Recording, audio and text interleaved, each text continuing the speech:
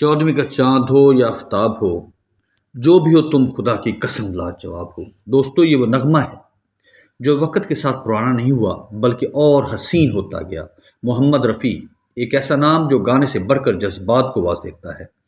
آج ہم واپس چلتے ہیں 1960 کے اس سنہری زمانے میں جہاں فلم چودھویں کے چاند نے محبت کو نئے معنی دیے۔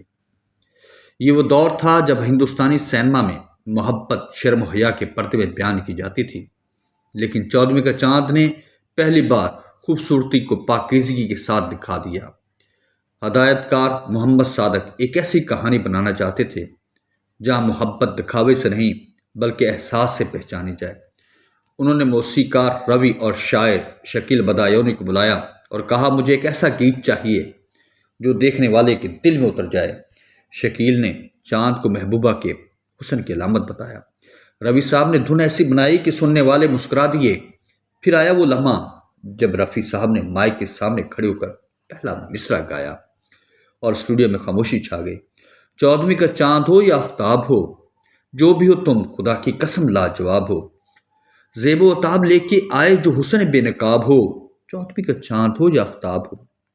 یہ اشعار صرف تعریف نہیں، یہ عشق کا وہ درجہ ہے جہاں محبوب میں خالق کی کاریگری محسوس ہوتی ہے۔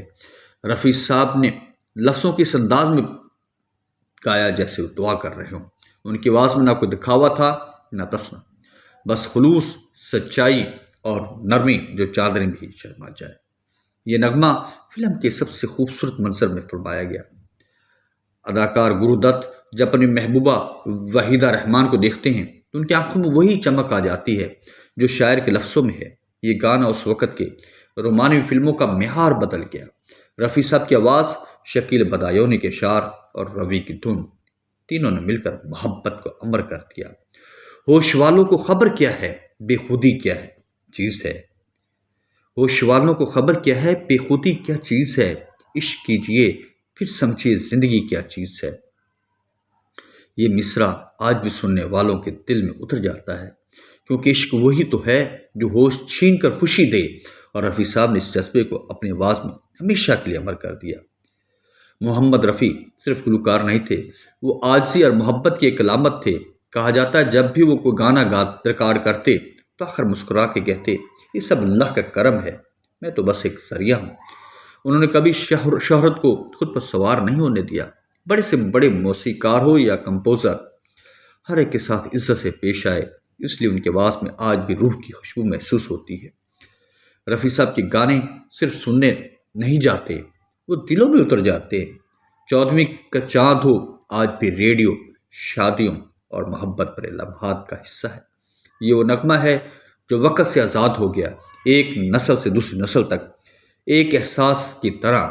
چودھویں کا چاند ہو یا آفتاب ہو، جو بھی ہو تم خدا کی قسم لاجواب ہو۔ دوستو، یہ نغمہ صرف ایک گانا نہیں، یہ محبت، عقیدت اور پاکیزگی کی دعا ہے۔ اگر آپ کو یہ ویڈیو پسند آئی ہو تو لائک، شیئر اور کمنٹ ضرور کیجیے، اور ہمیں بتائیں کہ رفیع صاحب کا کون سا نغمہ آپ کے دل کے سب سے زیادہ قریب ہے۔ میں ہوں اسد اور آپ دیکھ رہے ہیں فلمی دنیا ود اسد، جہاں ہر نغمے کے پیچھے چھپی ہوتی ہے ایک کہانی۔ ملتے ہیں اگلی ویڈیو میں ایک اور گیت کے ساتھ۔